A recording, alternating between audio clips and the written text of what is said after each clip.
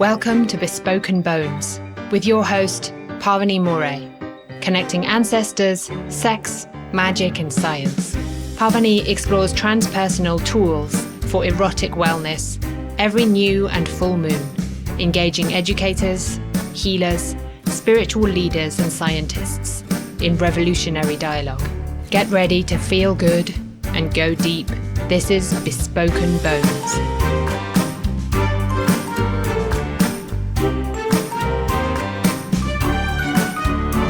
Hi, welcome to Bespoken Bones, Ancestors at the Crossroads of Sex, Magic, and Science.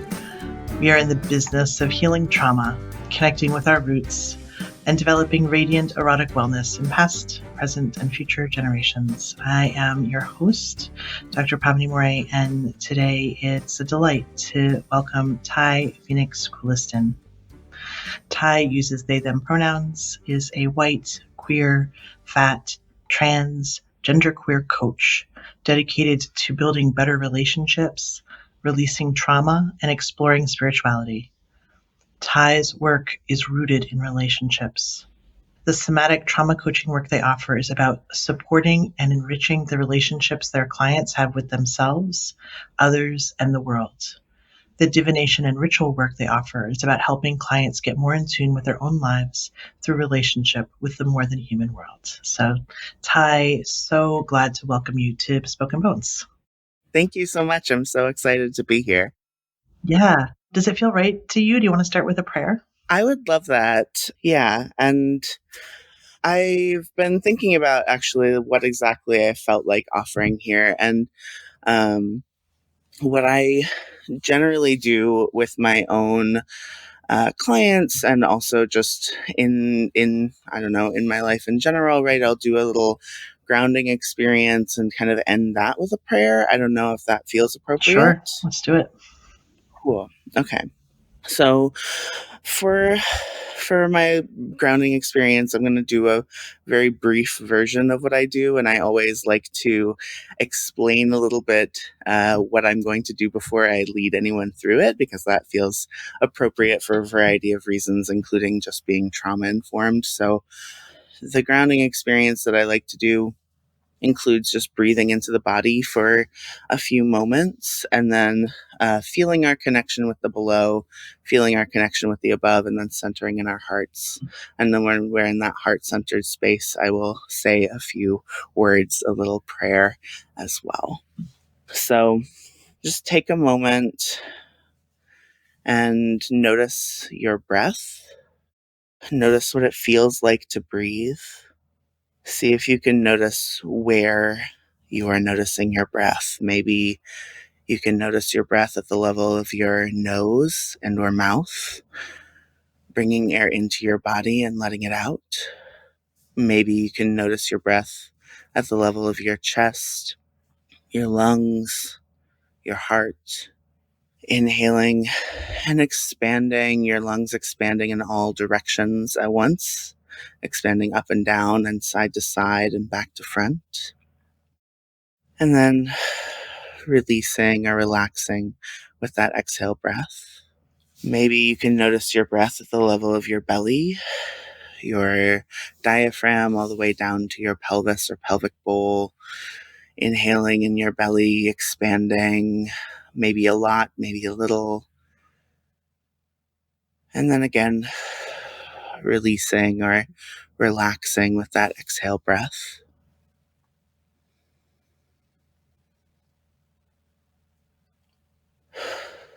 And from here, just turning attention, intention, and awareness to the part or parts of your body that already feel as though they're facing the below, facing the earth.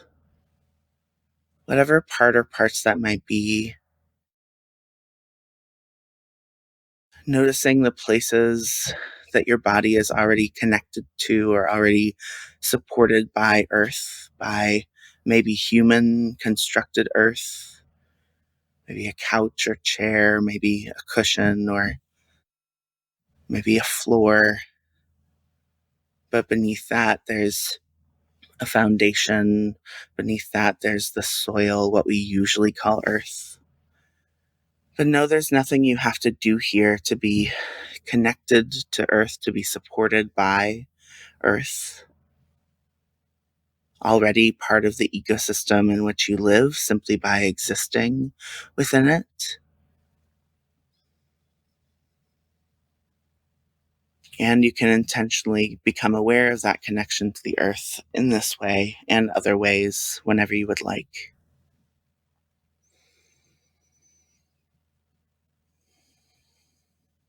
You can let that connection to the Earth, the below, remain as strong and as vibrant as you'd like, or that awareness of that connection, but let that fade from immediate focus as we shift again attention, intention, and awareness back up into now the parts of our bodies that already feel as though they're facing the above, facing skyward, facing the universe, whatever part or parts that might be.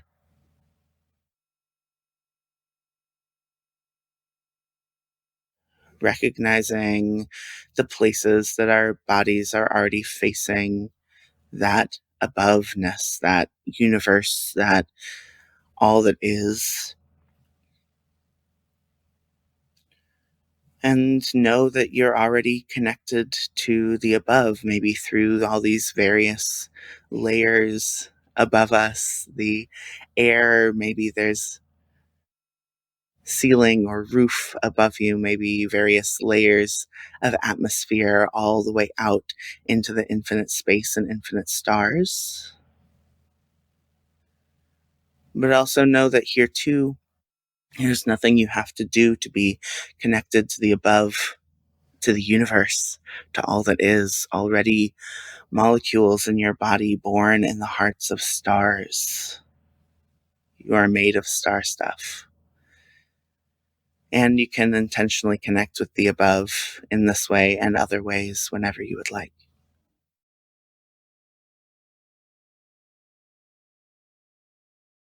And again, you can let that connection, that awareness of that connection with the above remain as strong and as vibrant as you'd like, but let it fade from immediate focus as we shift again attention, intention, and awareness now down into our hearts.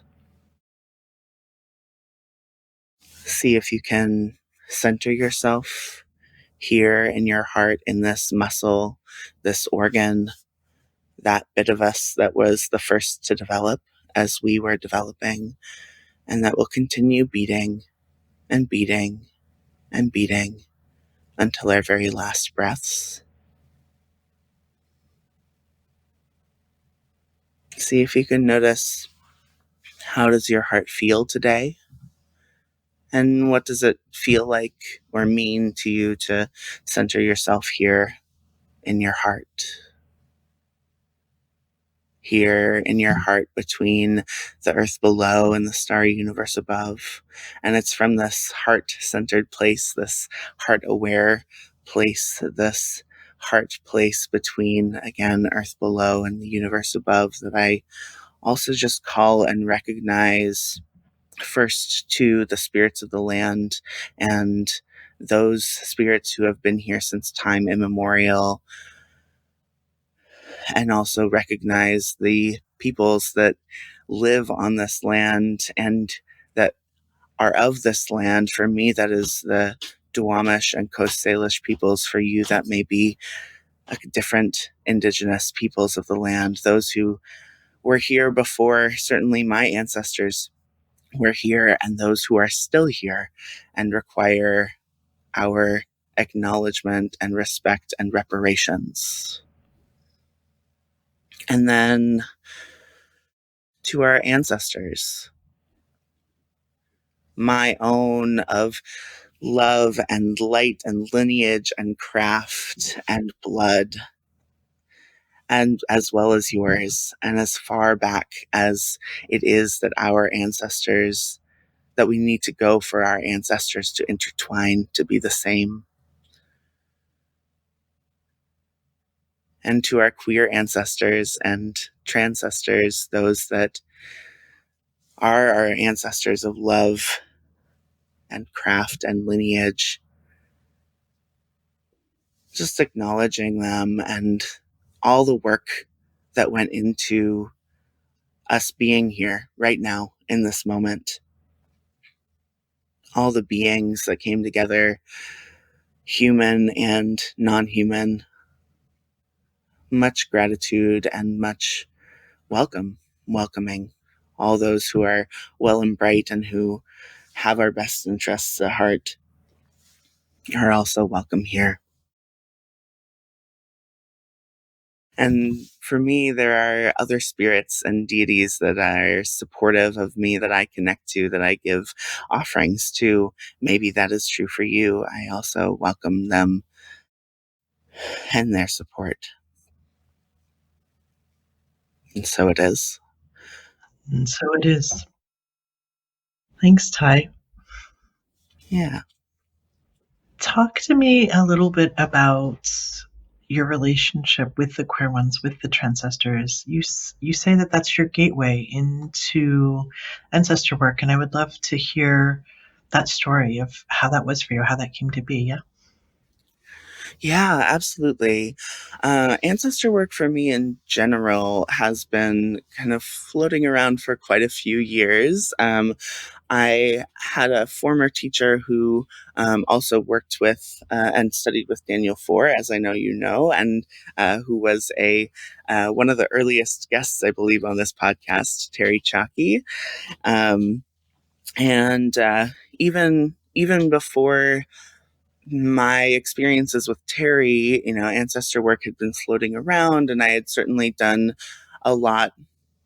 Even with I did a lot of work after my father passed, actually, which was in 2012, but it didn't really come into a practice for me, or into like a conscious awareness of like, oh yes, I am now doing ancestor work, really until your essay in Queer Magick, the Queer Magick anthology that I was one of the editors of.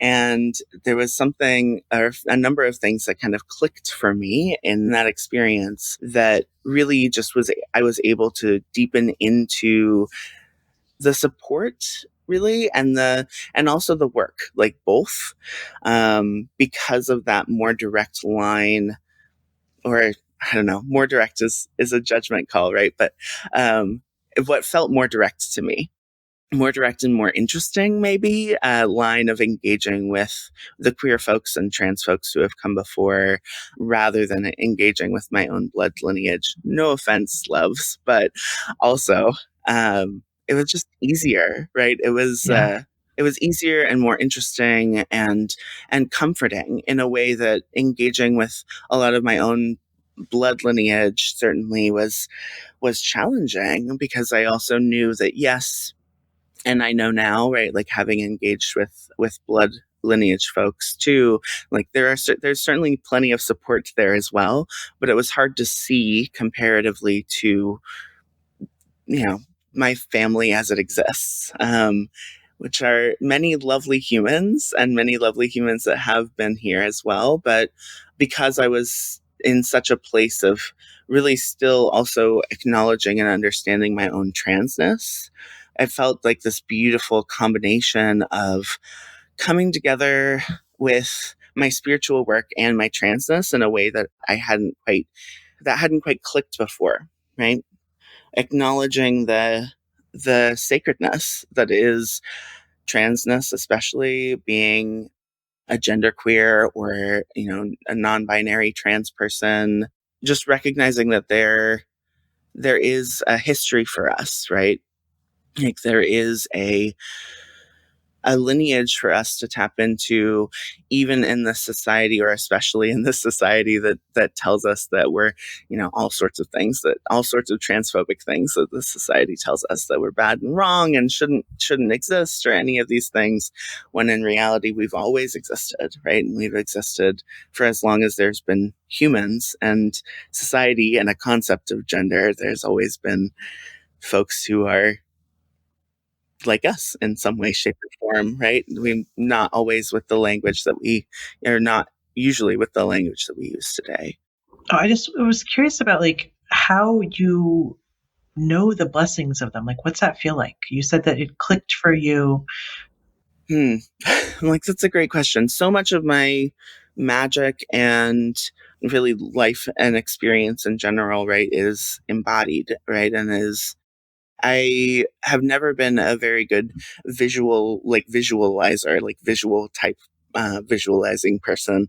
I've always had felt senses, occasionally auditory experiences, but most of the time it's a physical sensation and experience that I have in magic in general, and certainly in ancestor work specifically as well. And there's a particular like I'm feeling it now as I'm talking about them, and so I'm trying to figure out how exactly to Yeah, word the thing. But yeah, there's a particular, like, it almost feels like being wrapped in a blanket.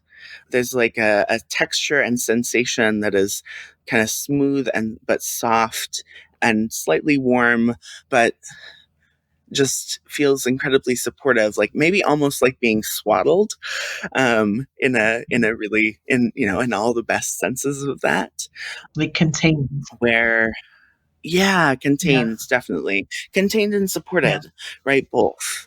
And sometimes it can feel like that being held, right? And sometimes I can feel, it's more like I can feel them like standing behind me, right? And like literally having my back, right? And supporting, and where we come from, that like moving toward, because the other very lovely and strong indication that I usually get, especially from ancestors, but from ancestors in general, right, is this pushing forward, right? This like encouragement of like, yes, keep going, right? Mm. You are here, and we are supporting you, and we want to see what you can do, right? And how far you can go. Like, why else are you here if not to like do the things that you're meant to do in this world, right?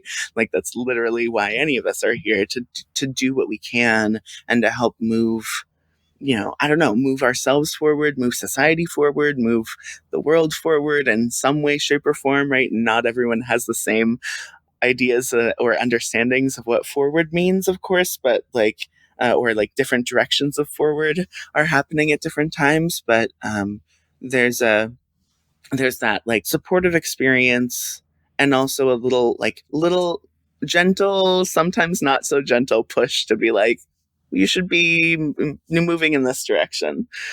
Yeah, and I feel that as like right now, even as I'm talking about it, is this like tingling in the middle of my back, that's kind of now spreading a little up and down.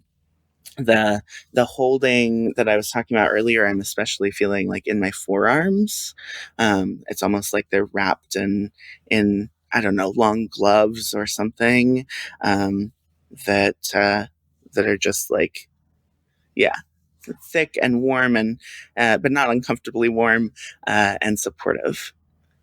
When I hear you put this felt experience of transcestors into words, it reminds me that we learn to feel this, right? Yeah. That it's something that we have to learn to do. Like, it's a particular way of placing attention on, and maybe they've always been there and we just weren't attuned to them, right? Because I hear you say Mhm. that you went through, like, with the passing of your father, with the coming to that essay, with the realization of like, oh, this is an easy place to enter into ancestral reverence Mhm. is through these ones. That there was a way that your somatic awareness practices that you were already Mhm. doing in your life and in your work expanded almost to be able to include this level of nuance. Am I getting it? Yeah. Absolutely. Yeah. That is very well put. Thank you. Yeah, because I think that that's, just when folks talk about it, like, oh, I want to have a relationship with the transcestors, and I know you mentioned offerings, so I'm just Mhm. curious of like, how would you guide someone if they were like, hey, I'm having this non-binary experience or this trans experience, and I want to make connection with these Mhm. ones. I don't know where to start. I don't know what to do. Yeah. Yeah. So I'm of course informed by all of the variety of trainings and such that I have had, right? And that includes a number of different magical trainings. And so I have extensive experience in the Golden Dawn practice of ceremonial magic, as well as like I'm currently a student in the fairy tradition or Anderson fairy tradition. And have studied a variety of mostly pagan and witchcraft oriented magics for I think about 20 years, maybe a little over that now even.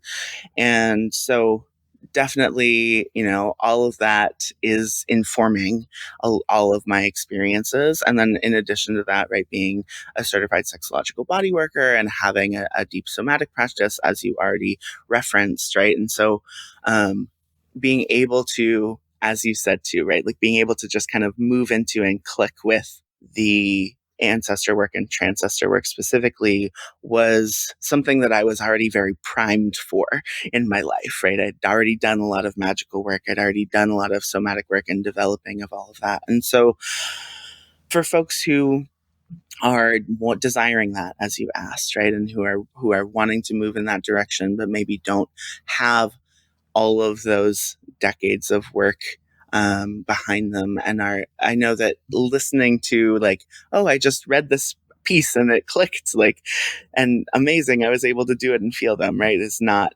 super helpful. So the practices that I encourage, right, include a lot of being quiet with one's own self, kind of first and foremost, right? And that can look like a whole lot of different things. It doesn't have to be like sitting and breathing and being still and quiet in that sense, right? It can be anything that kind of allows us, generally speaking, I think that it requires breath, but it doesn't always require stillness. And so it can be anything that allows us to be in our bodies even just a little bit more, right? And that can be sitting and being still and being quiet in that sense, and feeling our bodies and feeling our feelings, feeling our experiences. But it can also include moving or, taking a walk in nature or all sorts of other things that allow us to kind of deepen into our own experience in some way or another. And that's always the first thing that I encourage basically everyone and anyone that I work with, as well, as like develop something along those lines. It doesn't have to look the way that I recommended. It doesn't have to look in any sort of way other than what feels good to you, right? And what allows you to kind of just quiet the mind in some way, shape, or form, right? And as someone who experiences anxiety, I know that is a challenging phrase sometimes. So besides that, right, that's part of the practice. And then I'm fully and deeply in love with altars. And so that's another suggestion that I often or always have, right, is set up, it doesn't have to be its own space, right, but set up some place in your home, in your life, where you can have, even if it's just a single candle or an object, or a bit of water, or or any sort of offering of your choice, something that you can give, right, a bit of the physical world that you can offer to the ancestors, offer to the spirits that you're wanting to work with, offer to whatever or whoever it might be that you're wanting to connect to, and engage with it regularly, right? Don't just like do it once and leave it there, but light a candle. It doesn't even have to be every day, but on some regular interval, right? Light a candle or give fresh water or offering or a bit of sweets, or, or any sort of foods or anything like that. And, the ancestors, especially, right, more than, in my experience and knowledge, right, like more than any other types of spirits or deities or anything, more than almost any other beings in the more than human world, the ancestors are invested in us.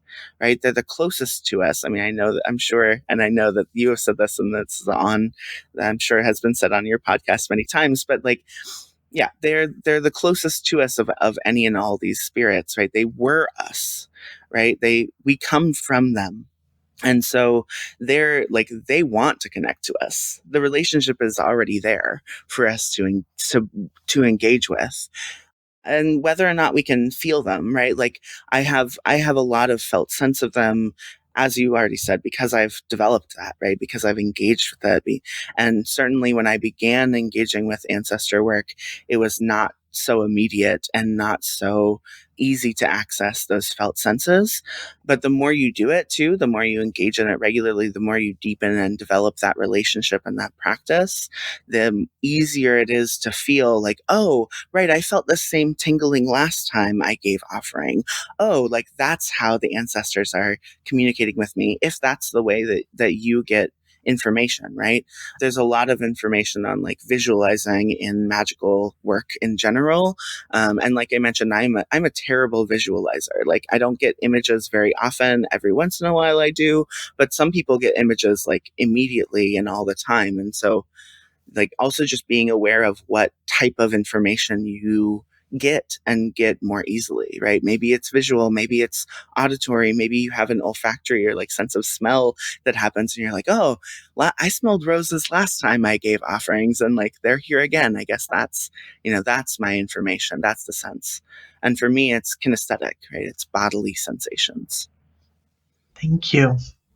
Yeah, it's helpful to think about those access points of remembering how we do it, right? And Mm-hmm. relearning in our bodies, how do we access those connections? I often will talk about, well, oh, you know how you want good things for those who come after you, right? Like you want the next 7 generations to be well and to be happy and healthy and prosperous. Like, well, is it so hard to believe that your ancestors also wanted that, right? It's so human. You talked about the forward movement, that gentle pressure to keep moving in a direction that takes you further on your purpose, right? Yeah, Yeah. I also have that very same sense of, oh, they want good things for us, right? I want to ask you, because we haven't really touched on the erotic so much, and you have a lot of experience in the realms of the erotic, facilitating, I would say, walking between the worlds, magic, ritual, somatics, the erotic, like weaving all of that, body based prayer. And I'm just curious of, because it's particular, right? It's not a formal ritual. It's ritual that's happening in the moment, in the body. Like when we're navigating consent, for example, right? We're having to navigate in the Mm-hmm. moment, in the body. When we're navigating what we want or desire, having to navigate in the moment. And when we combine that, when we make that a holy or sacred space, right? And we're trying Mm-hmm. to figure out, how do I express, how do I bring through into expression this erotic that's moving through me in a holy way that is also wholly consensual, right? And in an embodied way that is also aware of spirits, and kind of all the threads that you're weaving. I'm just curious, why? Like, what's the reason that you do that work, Oh, right? oh, what a question. Yeah. I'm like, why? I mean, why do anything really? Yeah, God. So I feel like there's like a flood of things that I want to say, and so I'm trying to parse them right now. Yeah, so much of my orientation to the erotic and like what the erotic is really comes through, I mean, a lot of different places, but it's really comes through my own experiences of embodiment, right? And I fundamentally believe and experience and orient to the erotic as, I never have the quite right words for it. I'm like life force, maybe, but I don't like all of the connotations of that, right? Like, but the erotic is the, how does it go? I think there's an author named Sam Keen who talks of the erotic as the acorn yearning to be an oak, right? As the seed of potential in some ways in us, that which desires, right? Like that which yearns and desires and is of the earth in some ways too, right? That has this interest in fulfilling or fulfillment, in growing and in potential and beyond, and its connotations that we often have with the erotic, right? Which is purely sexual, which is beautiful in and of itself as well, right? But the erotic is so much more than that. It includes that, right? And it includes what we usually consider to be the sexual or the erotic, but it also is just the pure desire of everything, right? Of life and living, of us finding and seeking fulfillment in whatever way, shape, or form that comes, which can be sexual and can be beautifully sexual, but doesn't have to be sexual at all. And yeah, and then the another like touchstone piece of writing that has very deeply informed my own orientation to and understanding of the erotic is Audre Lorde's essay, "The Uses of the Erotic as Power," and it just has similar ideas, similar themes, right? To this, like the erotic is this life force, is what's moving us, is what's encouraging us and pushing us forward. And I absolutely experience ancestral connection as erotic in these senses, especially with queer ancestors and transcestors. It's a little more complicated because that term has stickier connections, but so it gets a little more complicated engaging with blood ancestors in a way that's acknowledging the erotic connection there, but because especially with this broader term of the erotic as beyond but inclusive of sexuality, it can work there, and I do have misuses of the erotic in my own family lineage, like my blood lineage, in a number of different generations and directions, and so I'm not like discounting that either, and sexual predation and whatnot in there, as well as some incest, a few generations back, and so I recognize that, like, in the misuses of that. And I also think that we can still engage and recognize that, like, fundamental erotic quality, right, without bringing into consent violations, right, or inappropriate erotic engagements. But with queer ancestors, especially, and transcestors, I feel that erotic connection very deeply. I mean, especially with queer folks, like, we are a communities, we are peoples that are connected by love, right? And who we love, and certainly the erotic and love are one and the same, in those senses as well. And so it's very easy, I think, or at least for me, it's very easy to tap into those connections in that context. And so, yeah, to that question of why, like why the erotic, or why bring the erotic into things, it's almost a similar kind of way as that, like, falling into ancestral work, or like recognizing it and having it click, is like, once I recognize that piece, that the erotic is fundamental, that it's life force, that it's what we desire, what we do with our lives, what pushes us forward, what sustains us, all of those things, then the question becomes, well, what else am I going to do? Yeah, I like how you're talking about the desire of all that is, right? Just like, it's almost like that pulse of the desire, the way the erotic is in the world, right? Regardless of what we're doing, Yes, or not doing, absolutely. it just is a force, like gravity. Yeah. There it is. And that we can move into that flow of that, or let that flow move through us, right? Yes, What I absolutely. hear is in the why, and I almost asked you how, but then, like, what came out of my mouth was why. And yeah, what I really hear is, well, because it's fundamental.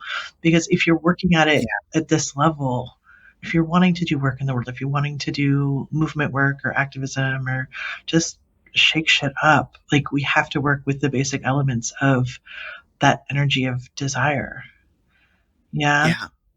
Absolutely. Absolutely. Yeah. And I have a number of, friends and clients, folks that I know who are on the asexual ace spectrum, right? And who are asexual or aromantic of various kinds. And I also want to caveat, I'm just like recognizing in this moment, right? And I always like to, when I'm talking about the erotic, right? I already mentioned that the erotic is broader than sexuality specifically. But it feels important to like name that specifically, that like, I believe anyway, and I think that this is true, and this is held true for folks that I know, which doesn't mean that it has to actually hold true for everyone, right? But that we can engage with and tap into that kind of erotic life force, or that fundamental desire piece, right? Without it being sexual, and so I believe that encompasses everyone, right? And including folks who are on the asexual or ace spectrum of identities. Yeah, thanks for weaving that in. That also feels important to me. It's almost like a disservice to the erotic to say, well, it only is relegated to the sexual, right? Absolutely. It's like, well, what about like art and philosophy and like all like spirituality, like all the things that we have that energy in, right? That are not fucking. Yeah.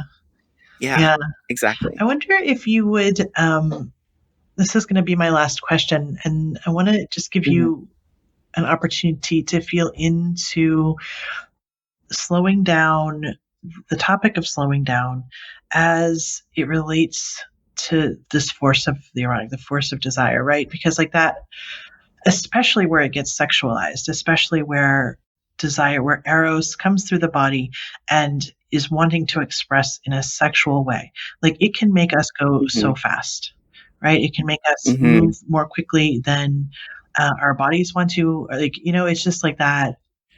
Absolutely. And so I want to, and like you said earlier, you said, oh, for folks with anxiety, sometimes the settling the mind can be hard. I get it. And it's my sense with this of like, well, I just want what I want when I want it now, right? Of like how, and that just creates all kinds of havoc, right? I mean, not always, but it can, right? Especially in terms of listening to other people's consent or listening to our own consent, right? Absolutely. So talk to me a little bit about slowing down. Yeah. I mean, I think that you hit a lot of really important points in that. And it's important to healing work in general, right? Slowing down and connecting with our own selves, and like genuinely like the pieces of ourselves that are underneath what's on the surface, right? And I think in order to connect to all the different parts of ourselves, it requires slowing down, right? Like slowing down and listening. And I have absolutely had these experiences that you were mentioning too, right? Where I, for my own self, have been so excited about whatever, engaging with another person or engaging in a new erotic experience or whatever it is, that I've ignored the warning signs of my own body that are like, hey, this isn't actually okay for us right now. Or I've ignored the warning signs from another person that says like, oh, actually, I'm not okay with this right now. Right. And, which happens, unfortunately, right, when we get excited and get that the power of that eros, that erotic and sexual connection, especially, that can go through us, and also even in creative capacities too, right? All of those experiences. It's very easy to get excited about something and then just like dive into it head first and ignore our own boundaries or ignore our own needs. Thinking, especially like, I experience ADD as well, and so the experience of hyperfocus in that can be very a similar kind of thing, right? Where it's like, oh, I want this thing and I'm just in it, and now I'm just going to be in it for like hours and forget to eat or drink water or things of that nature, because I'm down this research rabbit hole or creating this thing or whatever it is. And it feels a similar kind of way, right? It's because, as you also mentioned, right, like that's the erotic too, right? That's that interest, that desire, that, oh, I'm interested in this, I want this, want to make this one with me in some way, right? Which might be, I want to to get all of this information, or it might be like, oh, I want to, put my various things in this other person's body, or whatever it might be. And so, yeah, coming back to slowing down, because I'm getting up and excited talking about things. Coming back to slowing down, it's so important and useful when we can do it, right? And sometimes it's appropriate and sometimes it's not. That's also one of the key or important pieces to, I mean, really everything in life, kind of in general. But right, sometimes it is appropriate to slow down, and sometimes it's appropriate to extend the breath and to extend the moment and to have that experience of lengthening and languishing. And sometimes it is important or useful or the right thing to do to speed up and to follow whatever erotic force is trying to get us to move in a particular direction. And slowing down is also incredibly important in trauma work and in the trauma healing work that I do as well, which is often, or really is always erotic in this broadest sense of erotic, but is often due to erotic mishaps or violations, intentional or not, right?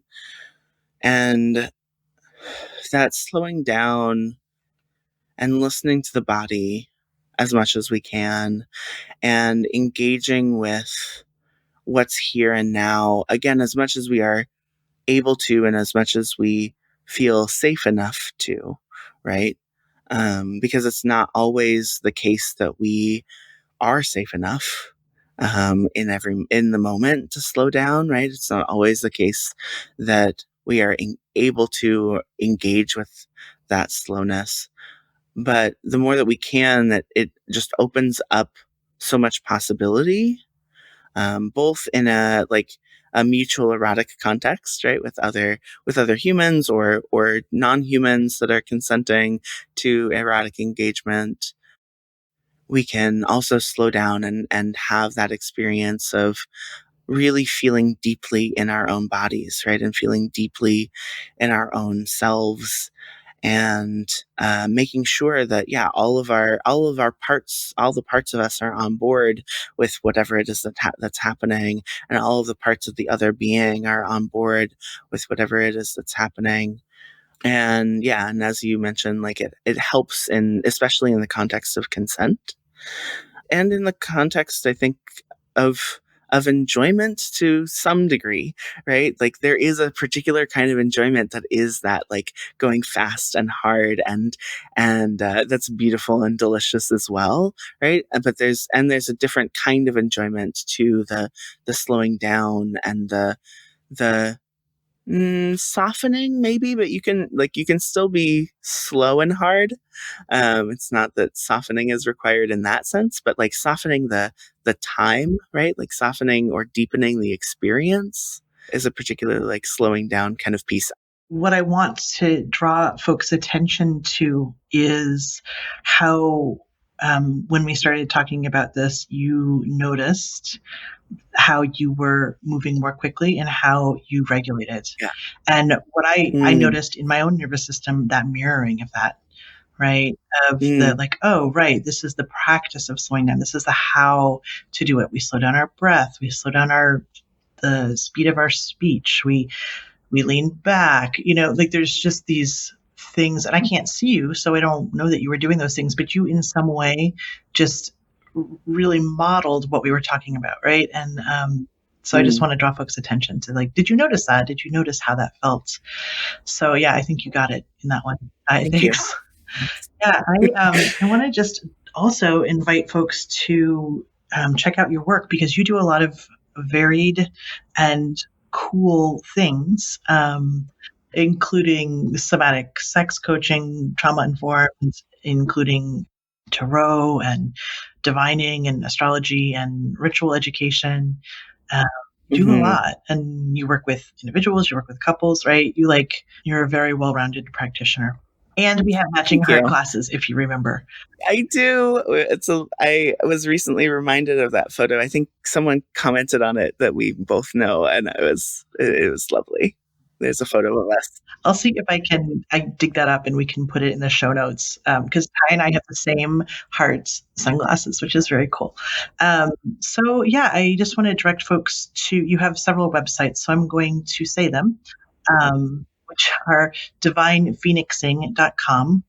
And these will be in the notes, so don't worry about the spelling. consciouspleasure.com and taikulistin.com. And I'm going to spell that one. TAIKULYSTIN.com. Yeah. Yeah. And my name.com, right? taikulistin.com is essentially, I don't know, a landing page, a splash page. We don't use that phrase anymore in the internet, but we used to. But it's or a portfolio page, portal. I guess How is about a portal? maybe the currently. Yeah, all those things. So that it has links to various other places, right? And it has my bio there, but then here are the projects that I am working on, right? Which includes Conscious Pleasure, which is my somatic sex education and therapeutic trauma coaching site or portal experience. And then Divine Phoenixing is my divination. So yeah, as you mentioned, tarot and astrology, as well as some ritual design or ritual education. Great. Well, Tai, I want to thank you so much for coming on Bespoken Bones. It's been lovely to chat with you. You're so welcome, and thank you so much for having me. This was delightful, and I adore you, and I am so grateful for the work that you're doing in the world. Likewise, I feel similarly. So I want to also thank you for listening to this episode with Tai. And if you feel connected with that, reach out to them and just be in touch, because they are awesome. And thanks for listening to this episode. I am Pavini Moray. This is Bespoken Bones Podcast, and we'll be back every full and new moon with more embodied goodness and ancestral wisdom.